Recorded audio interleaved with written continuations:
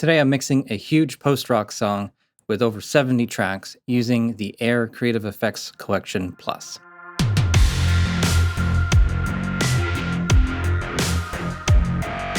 Hello everyone, welcome to another mixing video from the Reaper blog. Today I'm mixing the August 2019 mixing contest. You can find out more about that in a link in the description. This time, instead of using the Reaper stock plugins, I know you guys like that, but it's not as much fun for me. I'm actually going to go into a software bundle that I haven't been using a ton, but I know it's a really good quality one, and it's on sale right now, so I think it's decent time to actually promote that a little bit. The Air Creative Effects Collection Plus at Plugin Boutique, they have it for $29, and I think that's excellent. I can't remember how many different processors there are, but there are a lot of them, and a lot of them are really, really good. Lots of really fun effects, and as well as just sort of basic utility ones that are really helpful. So I'm going to mix this song, which is sort of a post-rock, a big post-rock song with tons of guitars. I think there's like 72 tracks altogether. So let's just get started. All right, so let's jump into this mix. As you can see, I've already gone through and done some organization. So the first thing I did was convert all the FLAC files to WAV files in the batch processor. I showed that in the previous video, mixing a rock ballad. For me, that was making a big difference in terms of seek times, because this is a lot of audio files. When I jump to another position in the song, I wanted to kind of reduce that lag, and having Reaper convert the audio into another format before it starts playing is something that's going to actually require quite a lot of time and resources to do. And keeping it with WAV really helps with that. So I imported all the audio files. Then I set a -3 trim on all of the items with the item volume. There's a couple of spots in here that, on the vocal tracks, where it's a little bit different, and I just kind of evened things out. I noticed that some of the waveforms were really small, and some of them are a little bit bigger. At the end of the song, they all seemed fine, but I think the engineer was trying to find the right level, or the singer was a little bit closer. It doesn't really matter, but doing that kind of saves the amount of work that the compressor has to do. I also went through and did some panning. I imported my track templates, and so all the tracks are into folders as I think they should be. So I've got my drum bus with all the drum tracks, the percussion bus. It's got the sticks. That's the only thing that's really like a percussion element. But there's also these drum kit overdubs here, and this drum kit sound effects.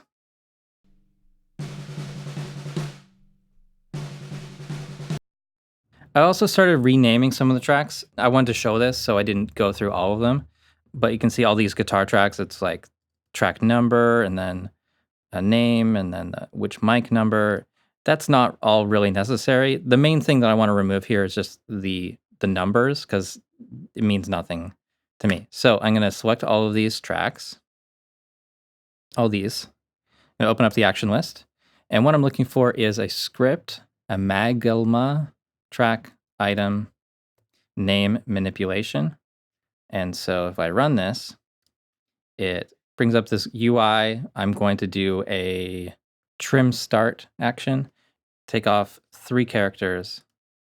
And so it is removed all those numbers from those tracks. So I can do that with any other ones pretty quickly. That's much easier than doing this manually. Don't even think about doing it manually. It's not worth the effort. And trim start, 3, and done. So that's a really helpful script, and this track here I can delete. I did play around with this stuff yesterday, but I didn't actually mix anything. I was just kind of getting organized with the tracks, trying to figure out what the different guitar mics are and things like that.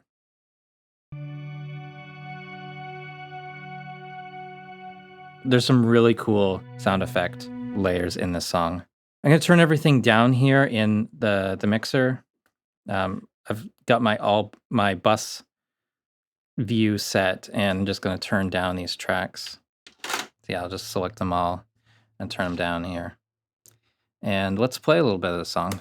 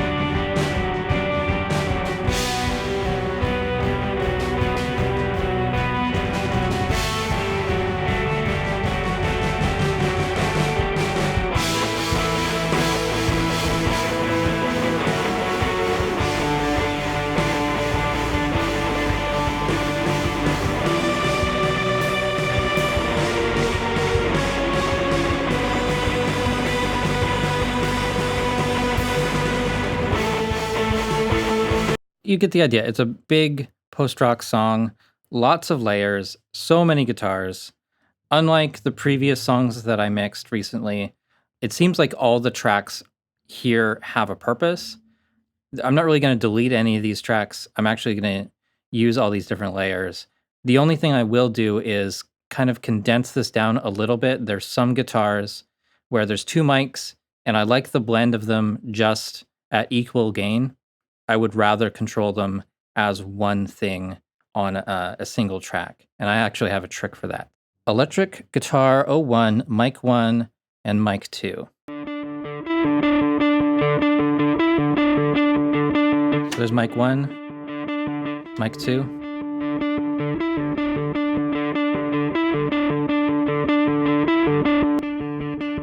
When they're blended together, they sound pretty good at equal volume.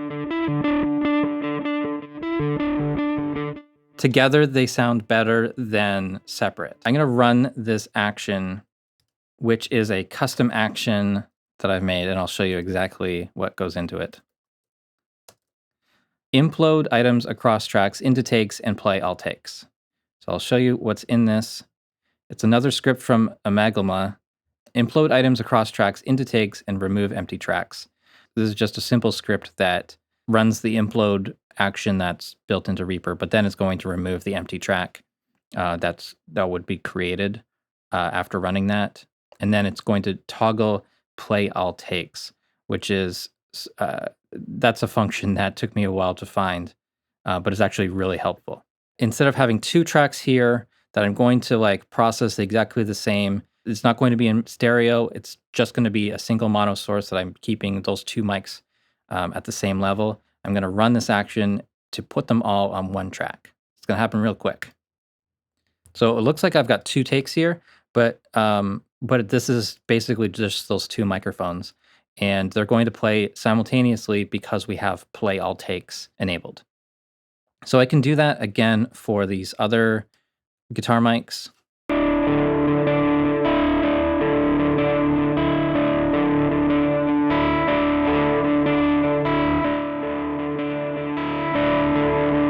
Same situation, they sound better together than without. There's no phase issues or anything like that to worry about. So we can just implode these and move on. And now instead of having 80 tracks, we're at 78 tracks.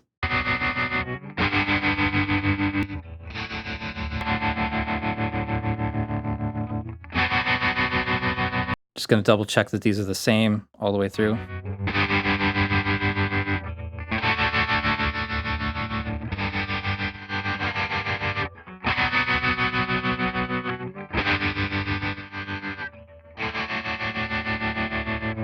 Yeah, I like these at equal level. And so let's run this one more time. I will show you what you can actually do if you want to adjust the level of these. You would actually do it through item properties. And so if you wanted this volume a little bit different, let's say minus 1.6, you can change the blend that way.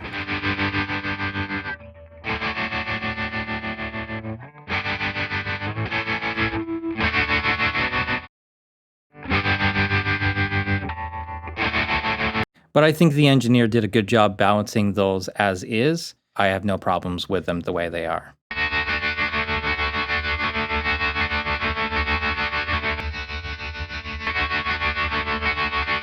Right here, I'm just hitting the polarity invert or phase invert button, and that's just to check that when they're combined, they do sound bigger. There is some track in here that I found yesterday where it does need to be inverted.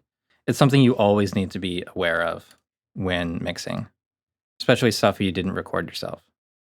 So running that action.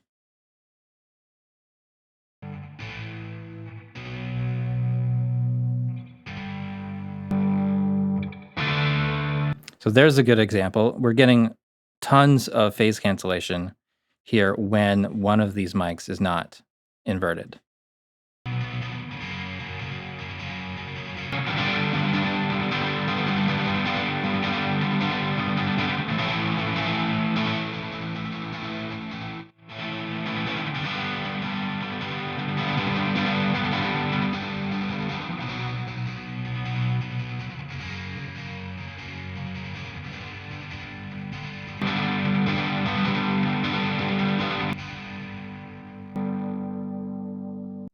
All right, so let's say I like it at that level.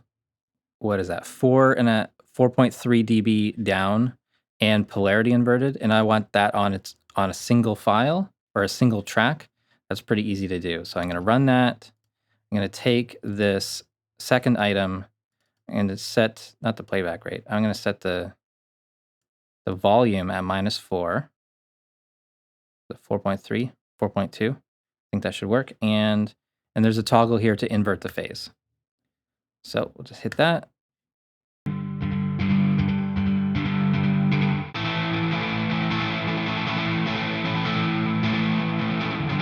If I undo that, sounds like this.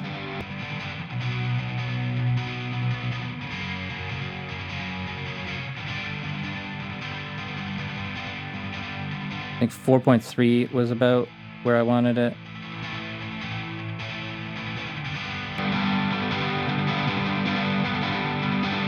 Much better. And this is kind of the prep process, really. It's not actually mixing. It's just making decisions and preparing a session. I might take a little break once I get past all this stuff. So it looks like the exact same situation here.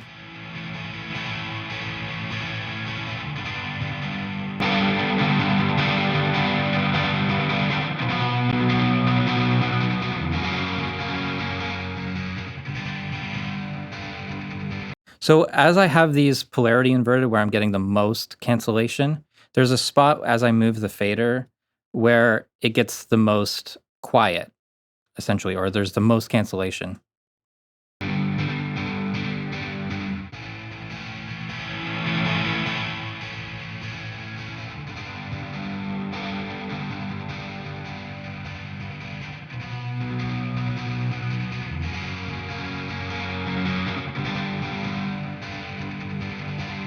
So right there is where I'm going to leave it, and this is at -4.08. So once again, same process. You don't have to do it this way. I find this to be a pretty convenient way of setting this up, though it is a bit time consuming. -408. 407 is going to have to do.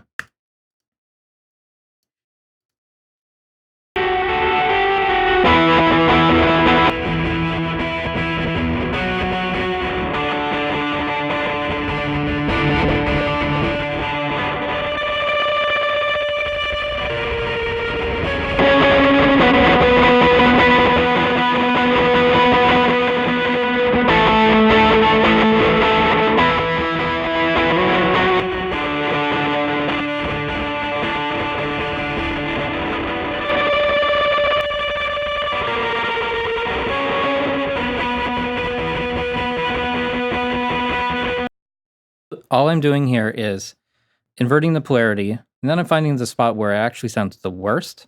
So when I unflip it, that's where it's going to sound the best. Hope that all makes sense. Once you do this a couple times, it will completely make sense. So this is where I'm leaving it. So the one guitar on its own, second guitar on its own, together.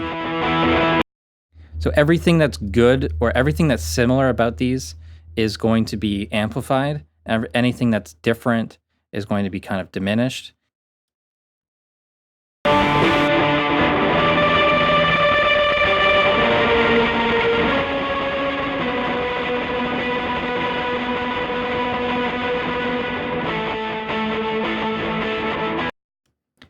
That's really wide. That's the sort of effect that I want for this song.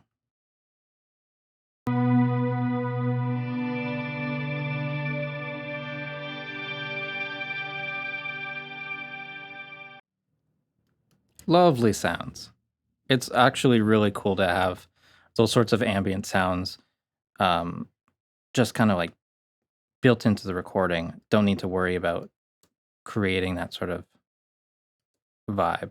And you kind of know how far you can take it with reverb and other effects on other tracks that don't have those things. I'm just going to go through these real quick and um, kind of like clean up any areas where there's nothing playing. Sometimes that can really affect the performance. Having to access these audio files, even though there's nothing playing on them, can slow down Reaper. So, or really any DAW. It's still a lot of disk usage, even if there's no audio there. I've seen it make a difference. So it's always a good habit to get into. There's another thing I want to do with the bass, just in terms of prep. Here's the 2 bass tracks that were provided.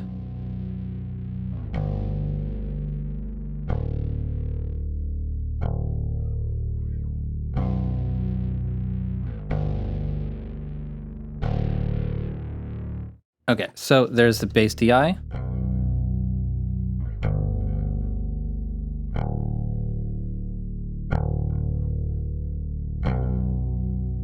Not a bad sound at all.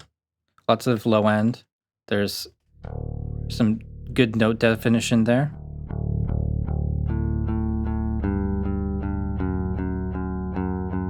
It sounds like it's already been processed in some way. And here's the bass amp signal.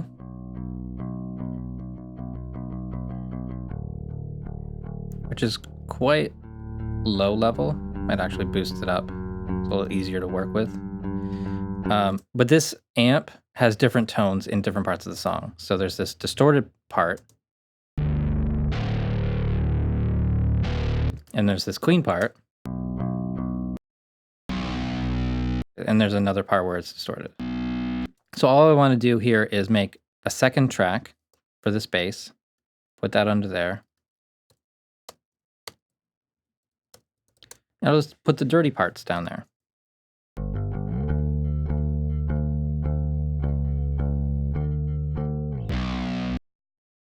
It's right there.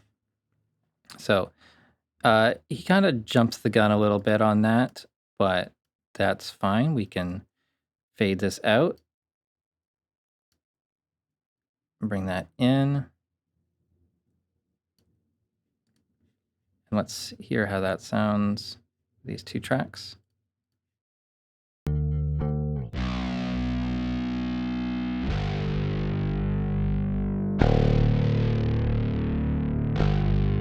But anyways, this is going to give us a lot more control. We can have the clean parts at a different balance than the DI.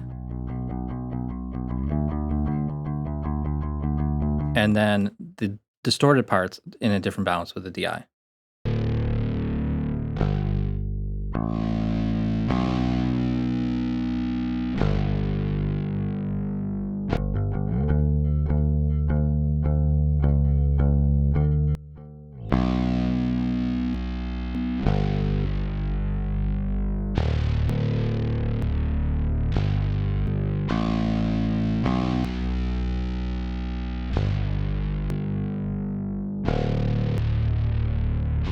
Now I kind of like that bass polarity inverted as well. Bass distortion is kind of weird like that. Sometimes you get this weird fizzy stuff, but you gain a lot of like really cool low frequency information there when it's intentionally the wrong way.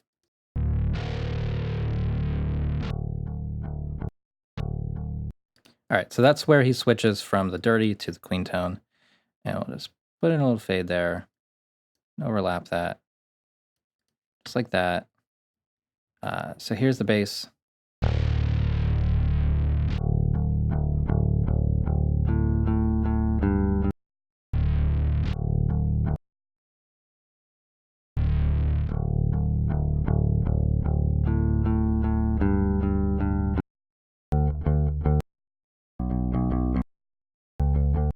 I think that those are the only 2 parts, but it's going to help us get a better mix by separating those.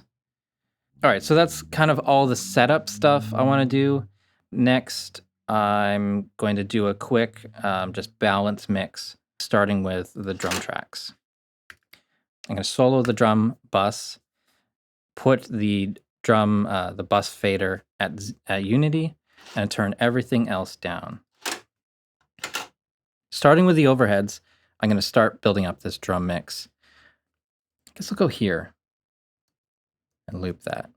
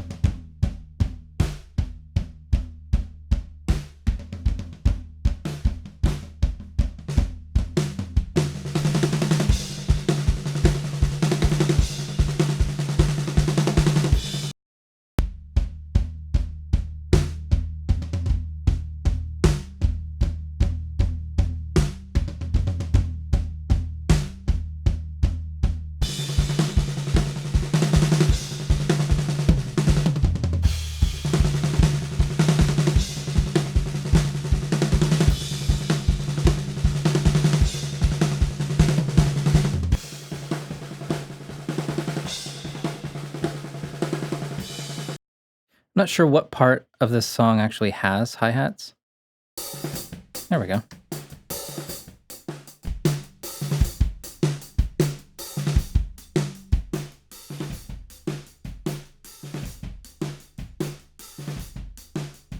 Okay, to me, it sounds like the hi-hats are on the right side.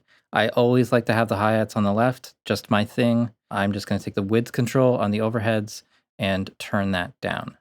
And if you're wondering how did I get a width control, that's because I have my pan mode set to stereo pan. This is how I like to keep my stuff. Setting the overheads width control to -100, it just flips the left and right. Having it at 0 makes it mono. Having it 100% is as it was recorded. So -100.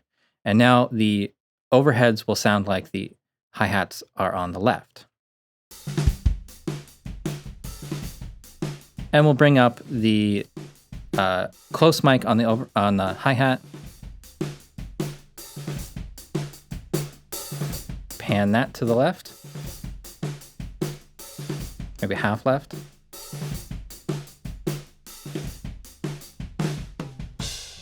Just until it has some presence. Check polarity.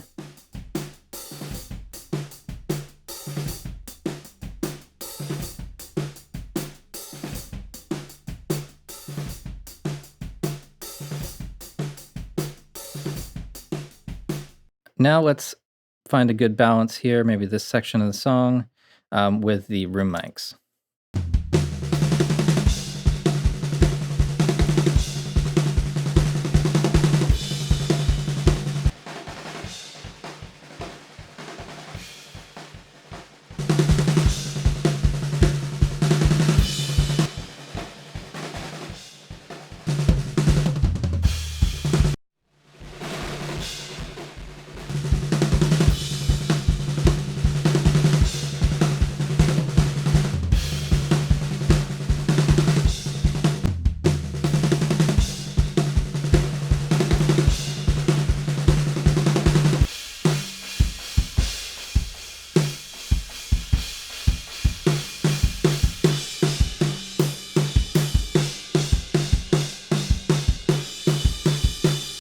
Okay, we're just doing balances and pans here.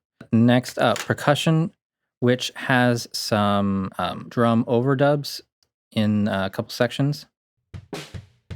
I want to get my drums soloed and my percussion bus soloed.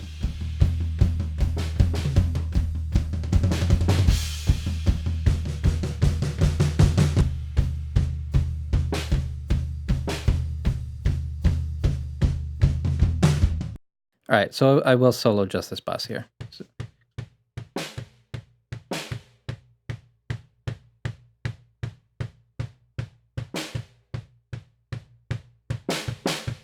it's a close mic, far mic.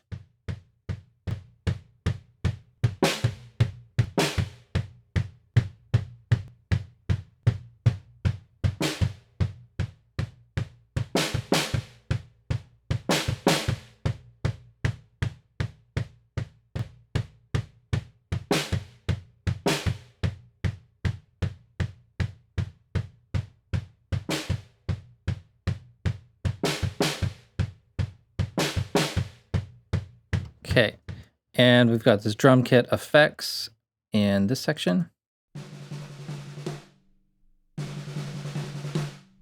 So I'm gonna have to hear that with the drums.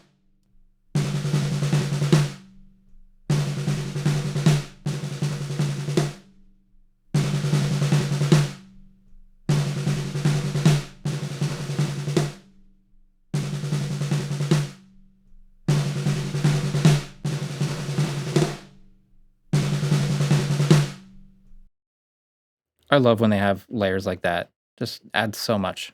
Sticks.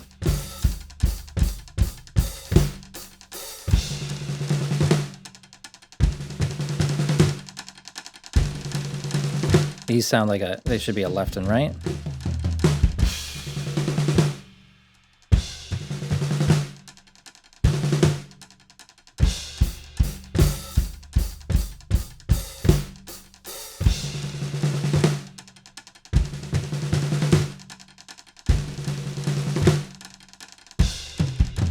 Those sticks do so much for the arrangement to keep that sort of fast pace, even though everything's playing slowly, or everything else is playing slowly, without using a shaker or something like that. I feel like those sticks are really underused in most genres. All right, so let's go to the all buses view, set the bass and drum bus going here.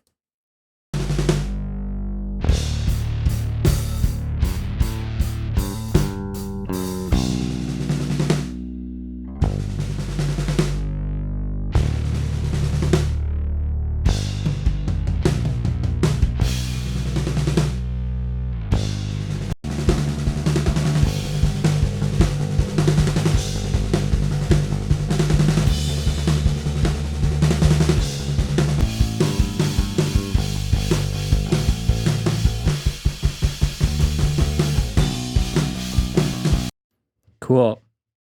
Now, guitars. Guitars are going to be tough because there's so many layers. Really, all I can do is just turn all the tracks down at once and then start building it up from nothing. Guitar mic 1.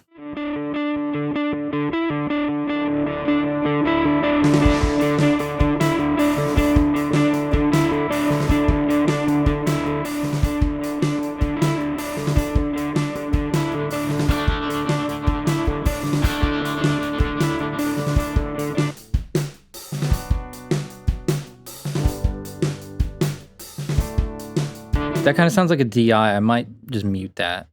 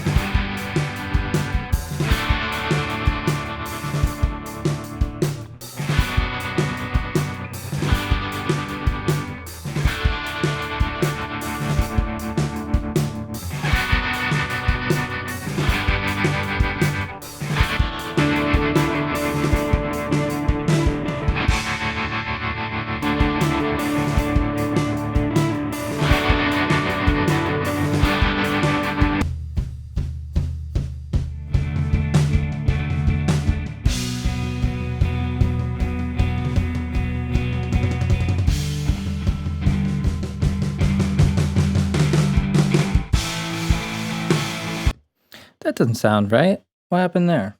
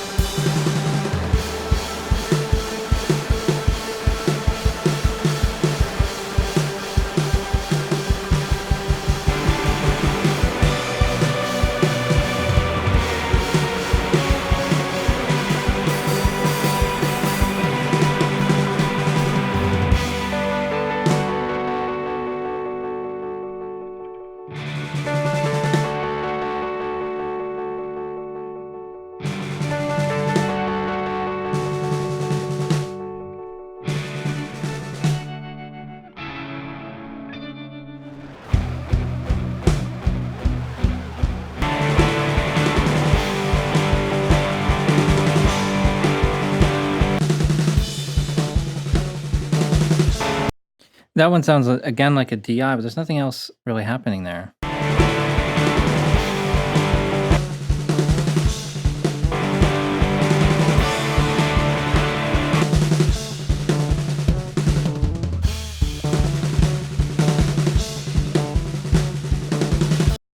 All right, so now I might actually put on a real plugin. What am I looking for?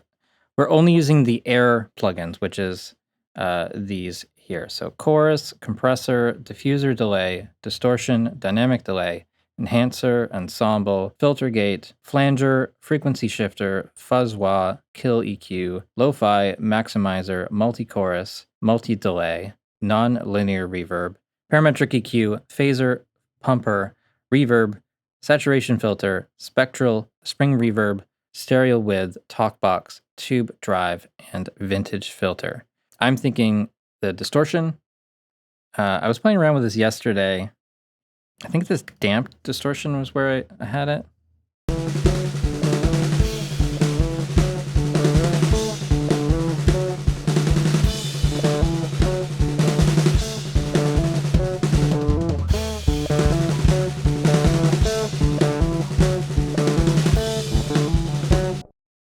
As just like a starting point, and then let's also put on like the spring reverb.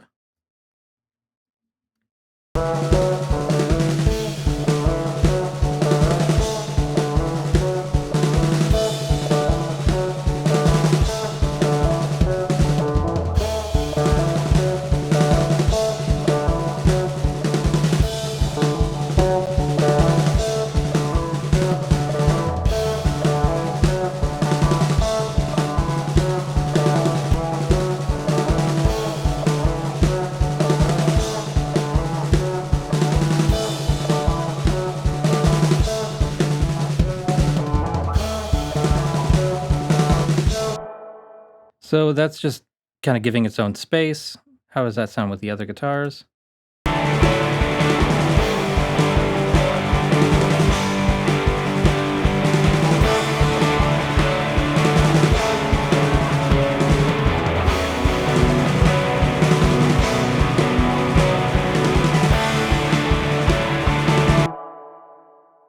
It's not amazing, but that does make it a useful sound. What's going on with this one here? I muted this earlier.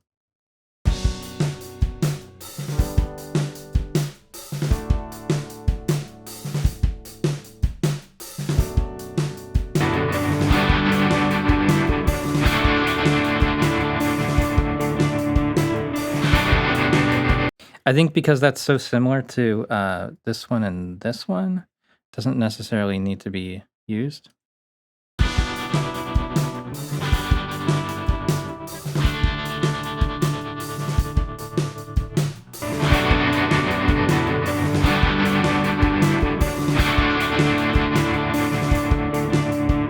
What is this one?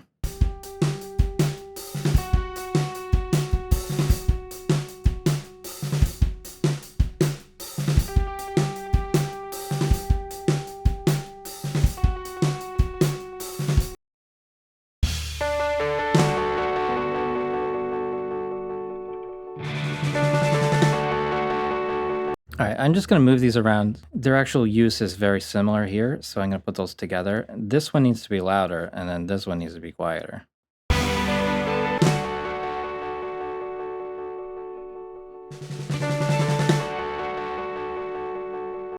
Yeah.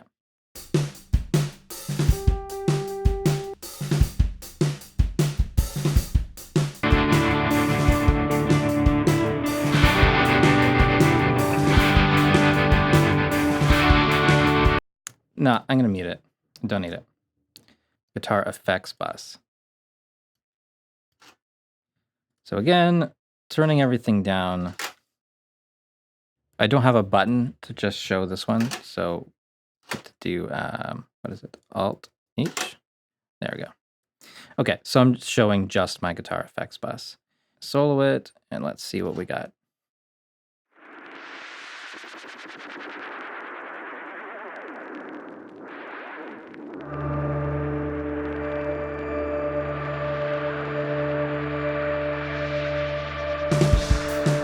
All right, those definitely sound like left and rights.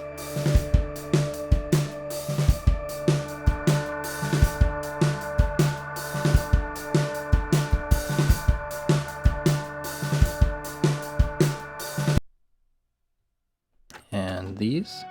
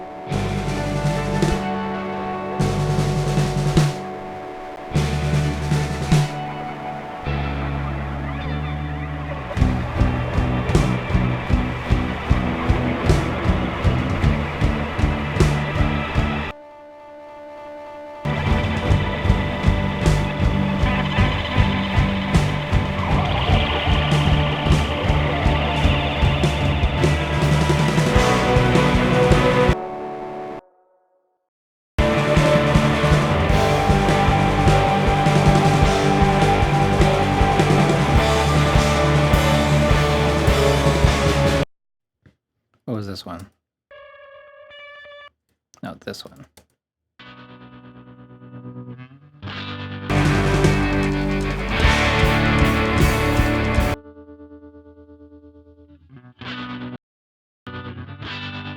This one shouldn't be in this folder.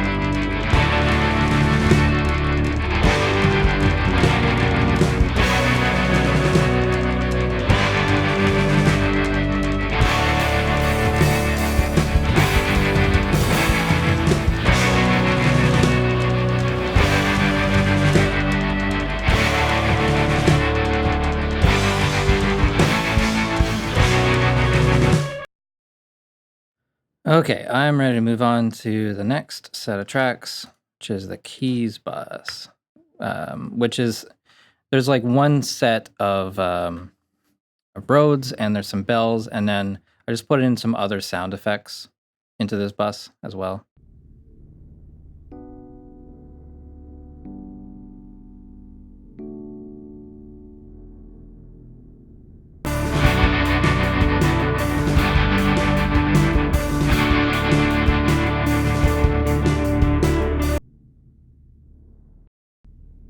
There's some really low drones.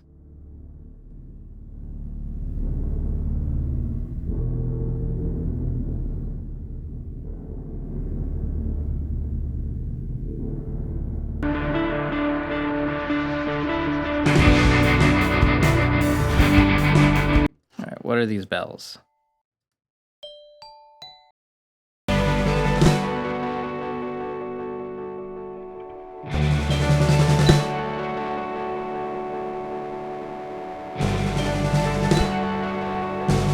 Just gonna toss a compressor on here real quick. Air compressor. This one is tricky to play with. The default settings are not great because it's compressing by a lot right from the start. 24 dB of gain reduction on something that's recorded pretty quietly. So you want to start off with the output turned down, pick a ratio, and then the threshold, bring it up from 0.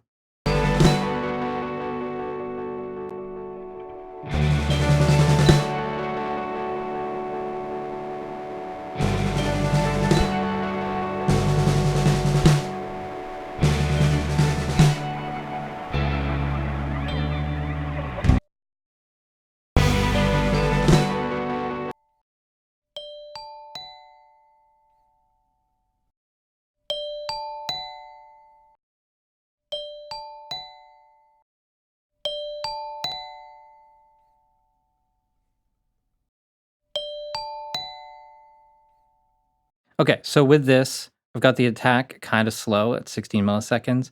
Gonna let through that click or the transient of hitting the bell. I'm using a slower release time of 456 milliseconds. It's kind of arbitrary numbers, but I've slowed it down from the default, which was pretty short, to kind of extend the ring of the bell. Output level is just kind of evening out the difference between on and off.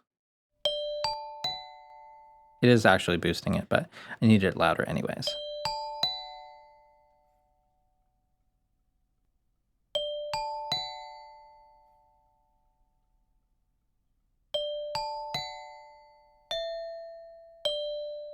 Yeah, sounds pretty good. Let's put on an EQ while we're here. Actually, something like the enhancer or the ensemble might be cool here. So instead of an EQ, we can use sort of like a saturation plugin.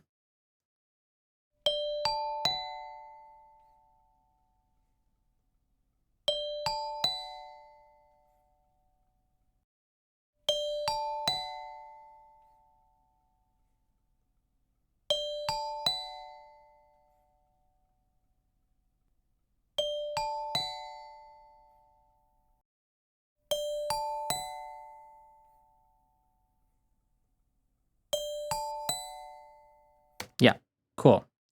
Happy with that. Sounds good. And what else is going on in this folder? Another low drone. Another low drone.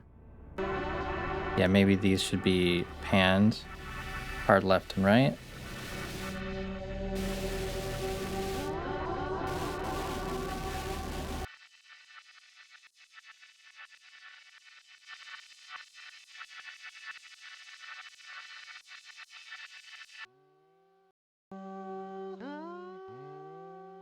Right, so that's a vocal that we're turning off. There's this effect.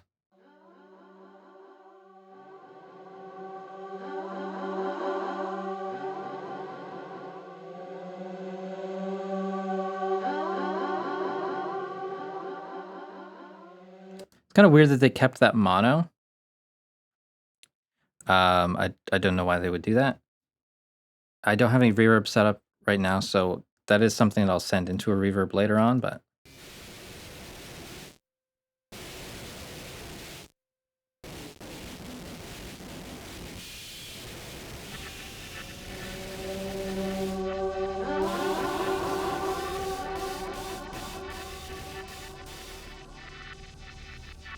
I don't know how much of this I want in there.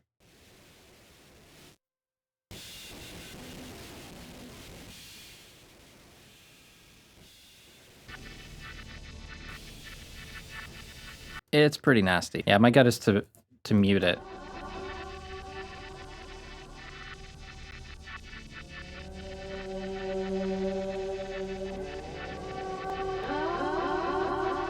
I don't know.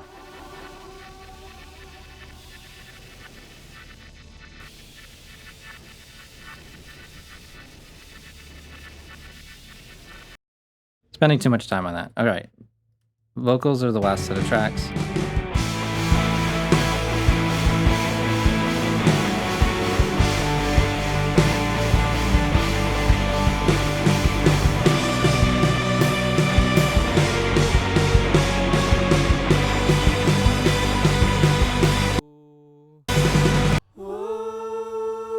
These vocals are just kind of like a pad filler thing.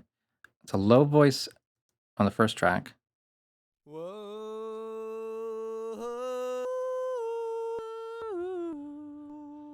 And the others are more like falsetto or something.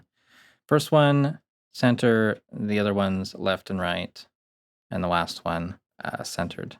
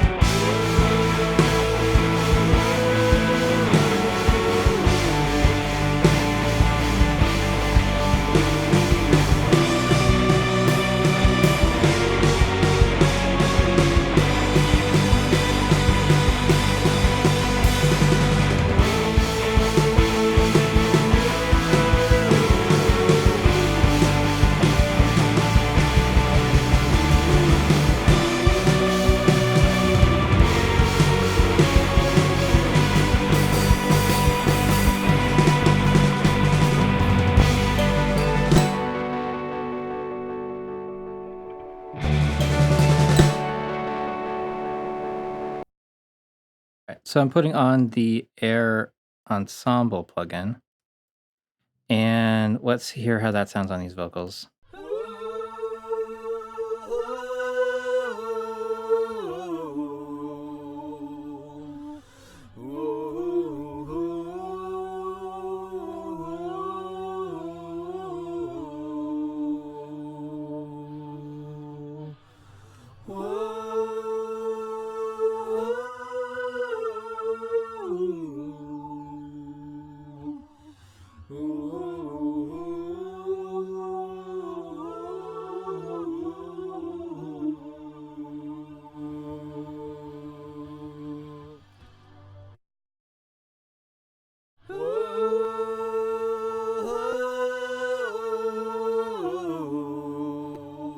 Kind of just makes it a little more smooth, shiny. No one vocal really jumps out. This needs some EQ. Mostly just the high shelf, I think. High shelf, and I'll put the low cut on.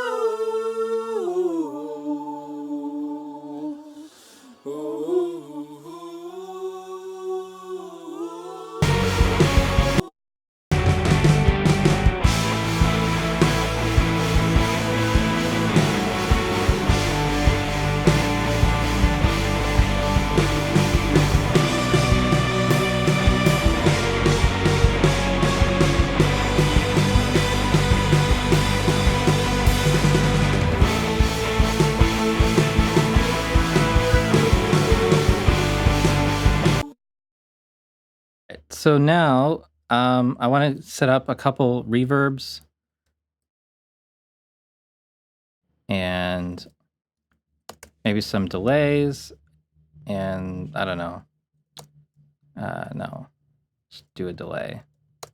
Air plugins, and there's a couple different reverbs. I'm going to use the air reverb.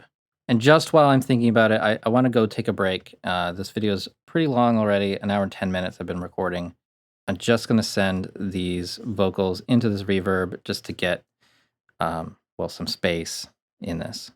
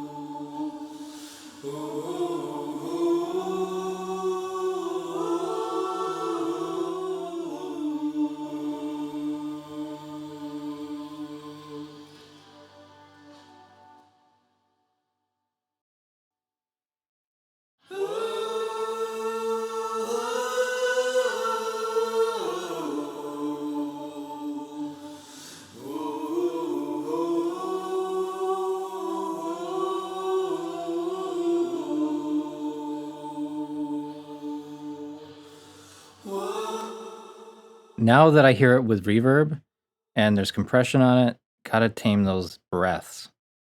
So I'm gonna group these together. Trim those, they're bothering me.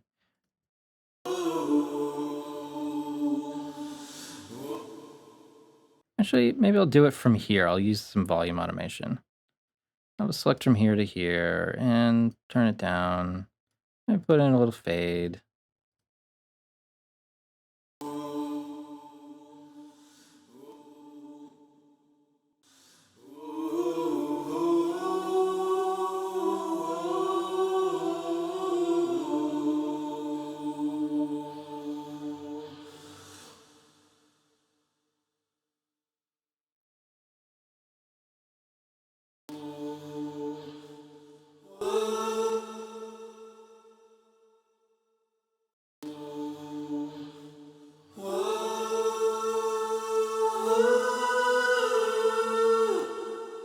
Yeah, I'll just, oops, C and V. There we go.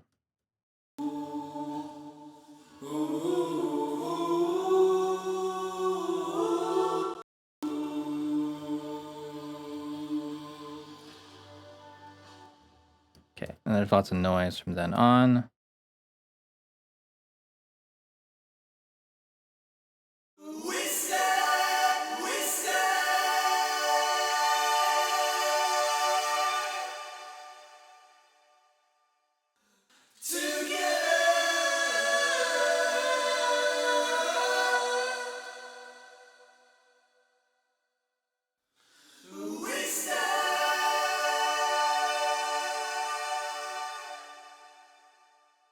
Kind of sounds like they've already edited here.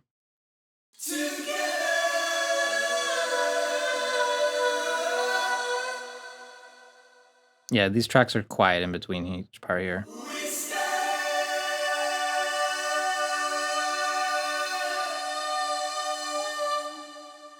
Yeah, so I'm gonna take a break. I guess that's the end of this video. Not even close to even started mixing, really. Just doing a lot of cleanup, organization stuff, and then the next hour should be lots of processing and lots of fun stuff. And that's the end of part 1. We didn't cover these plugins all that much, but if you are interested in them, you can click the link in the description, take you over to the Plugin Boutique website where they're on sale right now. And anything you buy there through that link will help support this channel. Besides that, you can subscribe to the channel.